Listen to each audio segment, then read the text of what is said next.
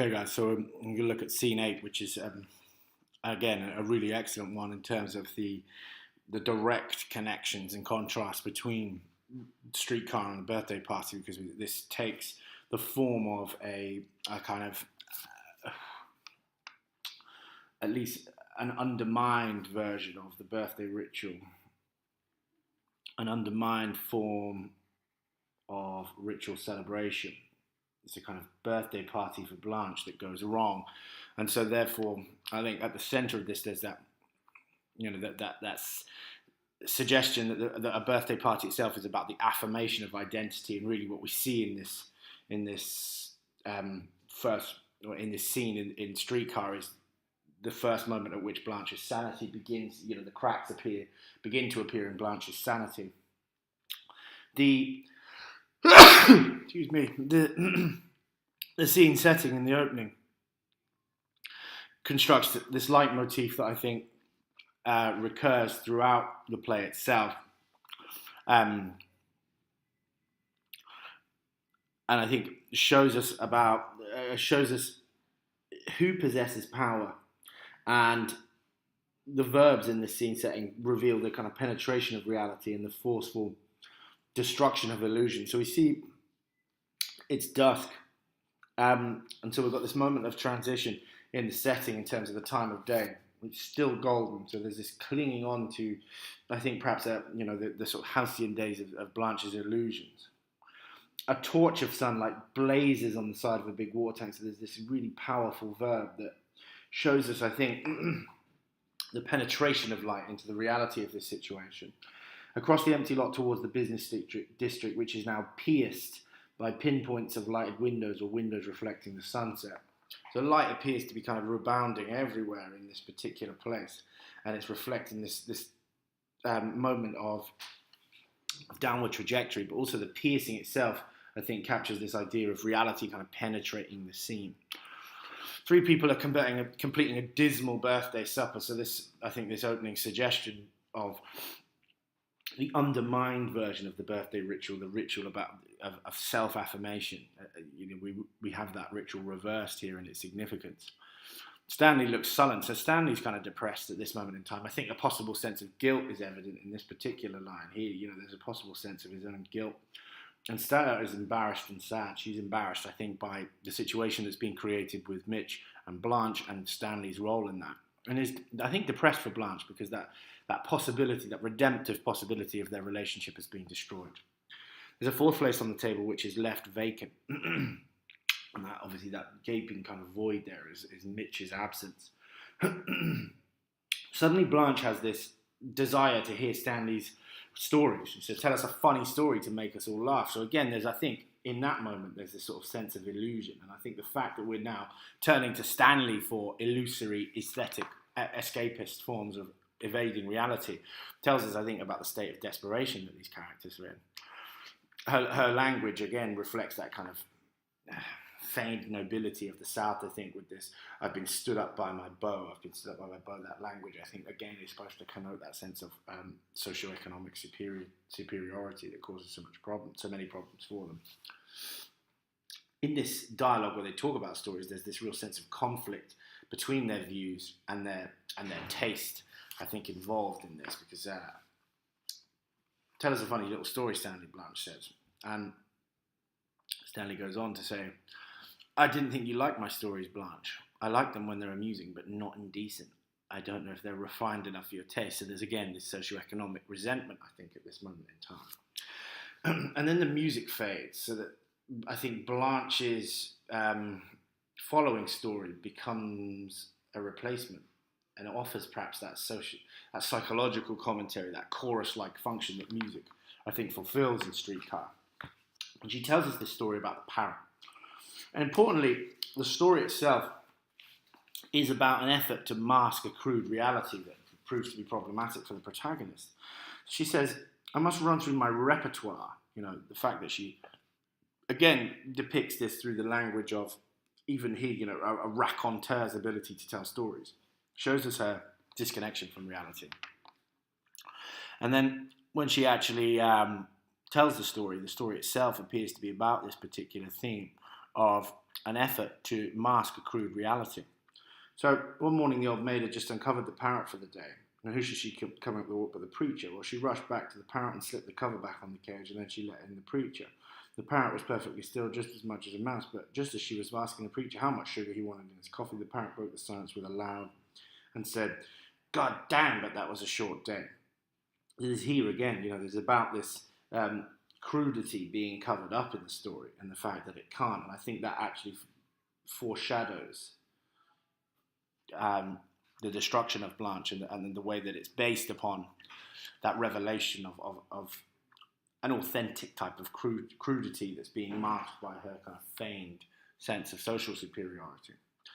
She throws her head back and laughs, and Stella also makes an ineffectual effort to seem amused. So I think this is kind of revelatory of the fact that it's too metaphorically close to the bone for her to find this funny, that this story seems to be speaking to Blanche's condition and to the way in which Stanley has attempted to unmask this sense of crude authenticity at the heart of Blanche's past and her identity.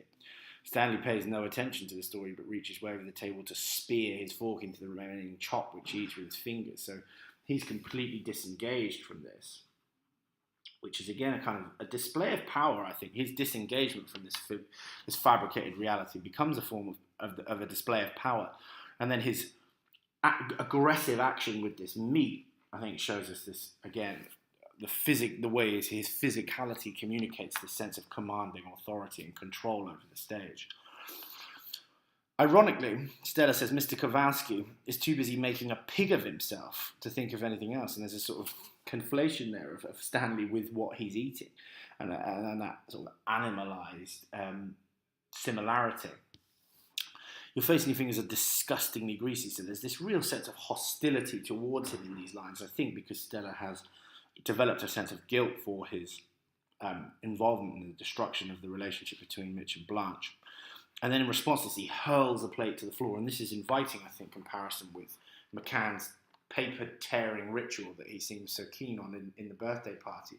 This complete raw display of physical power that immediately silences the resistance to these, their resistance to his crudity and his physicality. He says, that's how I'll clear the table. And it's important that he uses a violent inversion of something that they associate with gentility and that's therefore associated with their socioeconomic superiority. He here is saying, well, here's your gesture of politeness. I'm going to smash it to the floor. Don't ever talk that way to me, pig, Polak, disgusting, vulgar, greasy. And so when we look at this, this is a moment, I think, where our sympathies have this kind of brief sort of empathy with him, because they do animalize and vilify him. Admittedly, his behavior is hostile, but it isn't necessarily subhuman. And this language is this kind of extremely xenophobic and class-based sort of snobbery that he has valid reasons to be unhappy with. It's a violation of his integrity as an individual. What do you think you two are, he says down there, a pair of queens? And I think there's a kind of irony in this, and that's a particularly bad poker hand. That they are, the phrase itself connotes their sense of socioeconomic superiority. But it also itself is a bad poker hand, and it comes back to this opening and closing metaphor of the game of life as a game of poker, and that they are on the wrong side of the game. Their outmoded sense of feigned nobility is on the wrong side of the turning tides of history, I think. And then here he uses this kind of extended metaphor of the card classes and the card numbers. And he says, I'm the king around here. Remember what Huey Long said, every man is a king. I'm the king around here, so don't forget. And this is just a kind of naked, verbal assertion of power to go with his plate smashing. And then carries this out by hurling a cup and saucer to the floor. My place is clear. Do you want me to clear your places? So again, he's using this language of feigned chivalry here. That in order, I think, that a Marxist critic might read this as a way of smashing the signs of class distinction between the two of them. And then ironically inverts that chivalry in his language so that he robs it of its value. Stella begins to cry weakly, and Stanley stalks out on the porch and lights a cigarette. So here, I think that the motif of inside and outside in the stage directions particularly is particularly important in terms of the display of power, that Stanley is able to stalk inside and outside of the apartment at will. It shows his force, and neither of the women are really able to navigate that space in the same way. So again, that invites comparison with the birthday party in the way in which Stanley maneuvers himself in the room at that moment where Goldberg and McCann are warming up for the interrogation scene. The Negro entertains around the corner are heard. I think, again, there's this sort of sense of reality imposing itself in their interactions now. This is, again, like the Blue Piano, a sign of the diverse circumstances of this changing reality to which they are so poorly adapted and accustomed, particularly Blanche. What happened while I was bathing? What did he tell you, Stella? Nothing, nothing, nothing. I think a repetition shows that sense of desperation and her deep sadness, her deep sadness at this point for Blanche and her miserable fate. I wouldn't call him Blanche, I'm going to call him on the phone. Stella miserably says, I wish you wouldn't. There's this huge sense of Stella in a really difficult dilemma here between family kind of loyalty and love. She at this moment in time is completely torn between knowing that she needs to actually sort of side herself with the winner, so to speak, in Stanley, but also express with integrity some form of loyalty to Blanche because she feels like she's been wronged unjustifiably here. Stella goes out to the porch and stares reproachfully at her husband. So there's this sense here of her moving in space in a way to chastise Stanley and siding with Blanche, I think, in that movement on the stage. And she says that she addresses him here in a way that I think shows that she understands isolation and loneliness as the causes of these problems. I hope you're pleased with your doings. I never had so much trouble swallowing food in my life, looking at the girl's face and the empty chair. That she's really aware of the suffering of Blanche and her isolation. Blanche on the phone here. Mr. Mitchell, please, Owen, I'd like to leave a number I made, Magnolia 9047, and say it's an important call. Yes, very important, thank you. She remains by the phone with a lost, frightened look.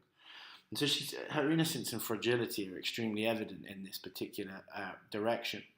And it's that fact that it's the only possibility of redemption that has been ruined by Stanley. He has completely destroyed that possibility of overcoming her isolation. I think here, Stanley taking Stella clumsily in his arms, again, shows us here's perhaps a temporary loss of conviction. He knows here he's done something wrong.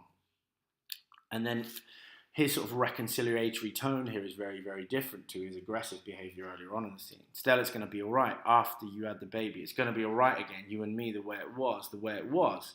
Them nights we had together. God, honey, it's going to be sweet when we can make noise in the night the way we used to. So we see his language is extremely repetitive and uncertain at the same time, and borrows that kind of false reassurance that we see so much in the birthday party. His empty reassurances are actually showing us that I think that language in this play is almost unimportant. If you can be reassured by this, and it's very basic general promise of basically sexual passion, then you can be reassured by anything verbal. And I think, again, it's the inarticulate characters in both of these plays that seem to be on the prevailing side of history. The simplistic reductive language shows his limited viewpoint. His repetitive tautologies, I think, show his uncertainty, and the questions that he asks reveal that. But this changes gradually as we go through the scene. He says we used to get the coloured lights going with nobody's sister behind the curtains to hear us. The coloured lights, obviously, these kind of crude representations, again, of their sort of sexual vigour and passion. Their upstairs neighbours are heard in bellowing laughter at something. Stanley chuckles, Stephen Eunice. So there's this sort of sensory vitality and passion in their connection, but also that they see that connection in other couples in this particular context. This is what, the conflict here is between Stanley's sort of animal sexual magnetism and all of the theatrical significations for that Williams has formulated in the play, and Blanche's unfair and hostile treatment and destruction by Stanley. Come on back in. She returns to the kitchen and starts lighting the candles in the white cake. Blanche. So here, There's this sense of reconciliation, I think, in the movement. And Blanche says, yes, oh, those pretty, pretty little candles, I don't burn them, Stella. So the candles here, again, she's reluctant to light them, I think, because there's a sense of presentation being more important than the ability to connect greatly with reality. Again, the light that emanates from the candles themselves represents that connection clearly with reality, and Blanche is much more concerned for the sort of aesthetic presentation of the cake itself than the light that will be afforded by this, and the acknowledgement of her age even that represents reality. Blanche says, hope candles are going to glow in his life, and I hope that his eyes are going to be like candles, like two blue candles lighted in a white cake. So these candles, again, become these metaphors, I think, for the ability to confront reality honestly and to live with passion and vigour. His auntie knows candles aren't safe, that candles burn out in little boys' and little girls' eyes, or wind blows them out, and after that happens, electric light bulbs go on and you see too plainly.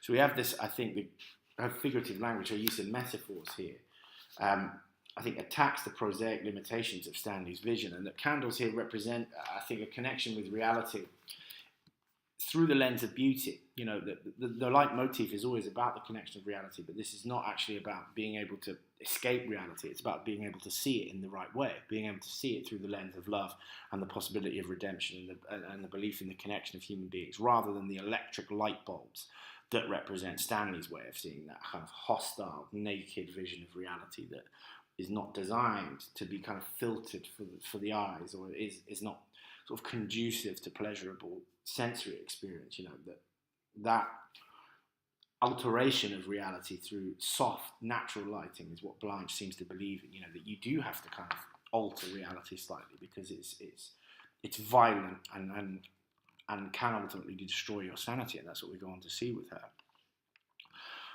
I've said I'm sorry 3 times. He's talking about the bath. I take hot baths for my nerves, hydrotherapy they call it, you healthy Polak, without a nerve in your body, of course, you don't know what anxiety feels like.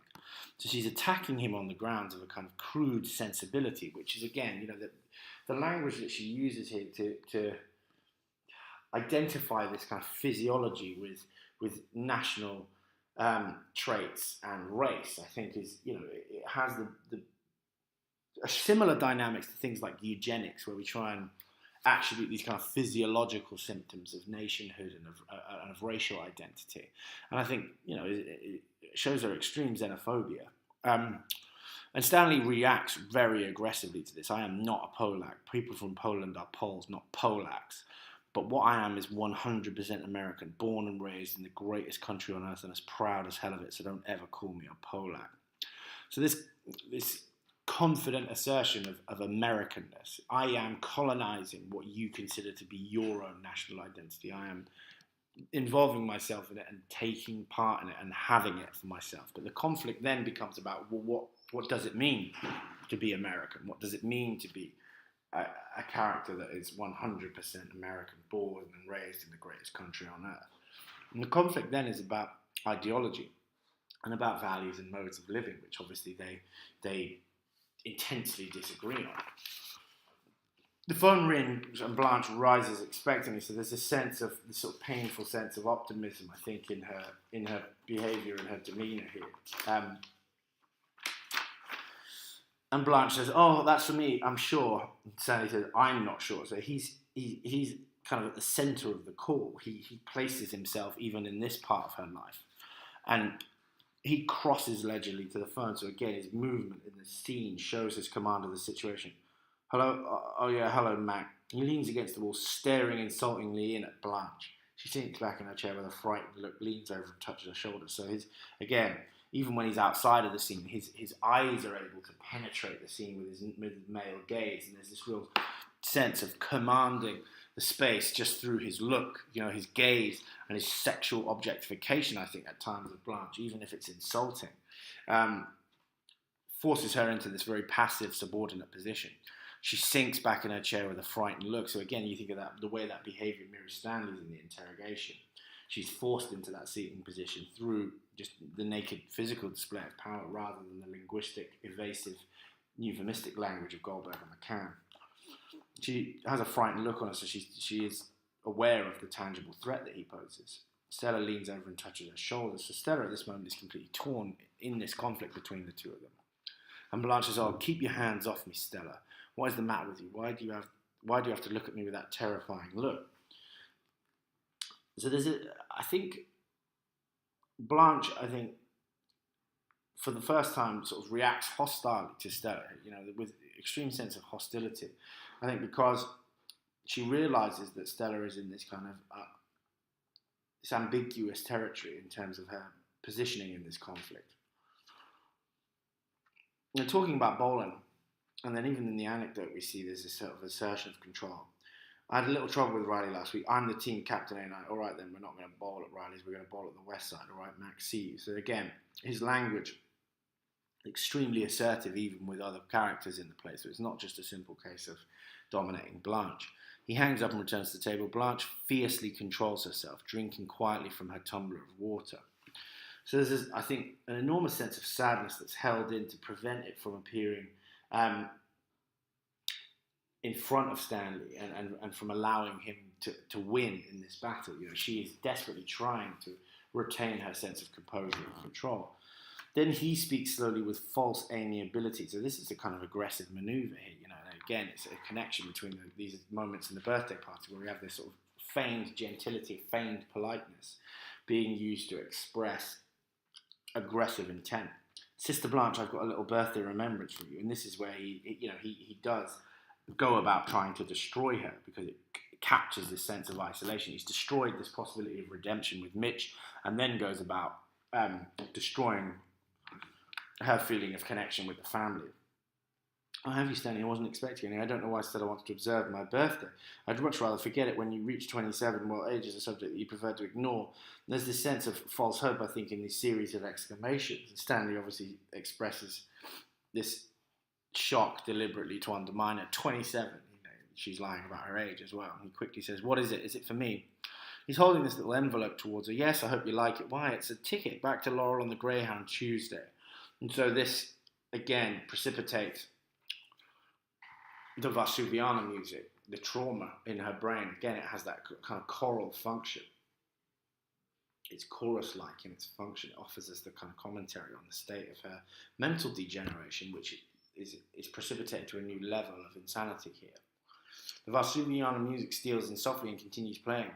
Stella rises abruptly and turns her back. She cannot now face reality. She can't face the crude destruction of this. And Blanche tries to smile. So her inauthenticity here is actually, I think, posing her a problem in terms of her ability to understand the situation. Then she tries to laugh. Again, this kind of feigned performance. She gives both up and springs from the table and runs into the next room. She clutches her throat and then runs into the bathroom. Coughing, gagging sounds are made. So there's this sense of, again, like the end of scene one, vomiting in the face of psychological trauma. That here she's demonstrating, I think, a kind of physical response to Stanley's hostility, partly because she's had to repress the response in language because, it's ultimately unsuccessful and it would allow him to see his power and his predominance over her. And Stella identifies that loneliness is the thing that makes this so distinctive in its cruelty. You needn't have been so cruel to someone as alone as she is. And I think her resentment is based on this victimization of the weak, delicate piece she is. Stanley, again, uses this kind of crudely sexual language to talk about her. She is, she was. You didn't know Blanche as a girl. Nobody was tender and as trusting as she was. But people like you abused her and forced her to change. There's this kind of defensive play here, that she accuses aggressive individuals like Stanley of having destroyed her character. And this is an important maneuver in her sympathies. Stanley, again, that responds to this almost in this kind of animalistic display of power and prowess. He crosses into the bedroom, ripping off his shirt and changes into a silk bowling shirt. So there's this, again, those vivid colours that are associated with his vitality and his power. And this is a huge display of power and I think of dominance. Do you think you're going bowling now? Sure, you're not going bowling. Why did you do this to her? I'd done nothing to no one. Let go of my shirt. You've torn it. I want to know why. Tell me why.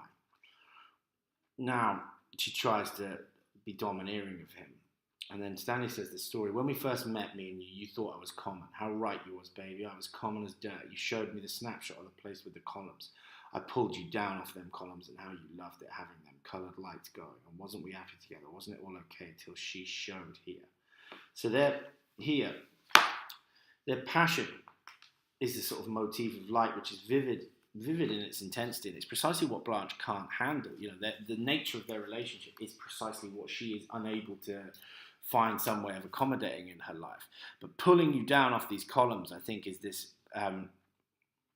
actually degenerating her in terms of socioeconomic class, and also destroying her pretenses and her illusions of superiority, which is kind of the opposite of what Goldberg and McCann do. I think particularly because, you know, they sort of reverse engineer a type of maybe of socioeconomics of elevation for Stanley, but that causes the loss of his individual integrity. Wasn't we happy together? Wasn't it all okay until she showed us at the peak of their distance? But they're kind of pulled together, I think, here by the birth of the baby. So that this is the moment in time where the relationship seems to be on the cusp of some kind of great crisis, some great drama, some great rift and conflict, because Stella can't find any way to empathise with him. You know, he's being unjustly cruel. She makes a slight movement. Her look goes suddenly inward, as if some interior voice had called her name. So this, again, this prompting of her from beyond her control is actually the physical, you know, the manifestation of desire, the baby that is going to drive them together again, is that powerful force that is destructive in aspects of its operation and compels the character's behaviour in a way that they don't express any kind of individual agency or control over. She begins a slow shuffling progress from the bedroom to the kitchen, leaning and resting on the back of the chair, then on the edge of the table with a blind look and listening expression. Stanley, finishing with his shirt, is unaware of her reaction. So there's this moment of great internal crisis for Blanche. But Stanley can't see it, and it shows this huge distance between them, that their relationship in the end survives because of their impulsive passion and actually, you know, the baby that they're going to have as a result of it. Wasn't we happy together? Wasn't it all okay? This is his most uncertain moment, his highest level of discomfort with his position in their relationship, till she showed here, hoity-toity, describing me as an ape. Her false sense of socioeconomic superiority and her, you know, hostile xenophobia and socioeconomic superiority. Stella doesn't respond to this and just says, "Take me to hospital." So there's this dramatic moment of transformation that is not within the control of the characters. He's with her now, supporting her with his arm, murmuring indistinguishably as they go outside, and the body language changes here, you know, and there is this sort of this primitivism in his behaviour that he immediately switches into a supportive husband, because he realises it's something to do with, you know, birth and survival and adaptation and his power and his legacy. And then the Vasuviana begins again, its music rising with sinister rapidity as the bathroom door opens slightly.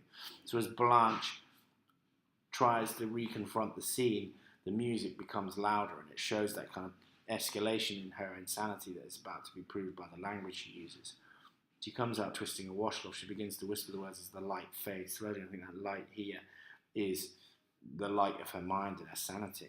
And then she just is talking about cornbread here without salt, you know, and I think that nonsense mumbling that you see at the end of the scene is a powerful curtain line that shows us that language is hinting at her insanity and reveals, again, a scene that finishes with psychological and subjective disintegration in the same way that the birthday party does at the end of Act 2, and then the way that we, you know, this is comparable to Stanley's sort of inarticulate cries of as we kind of quoted in the last class.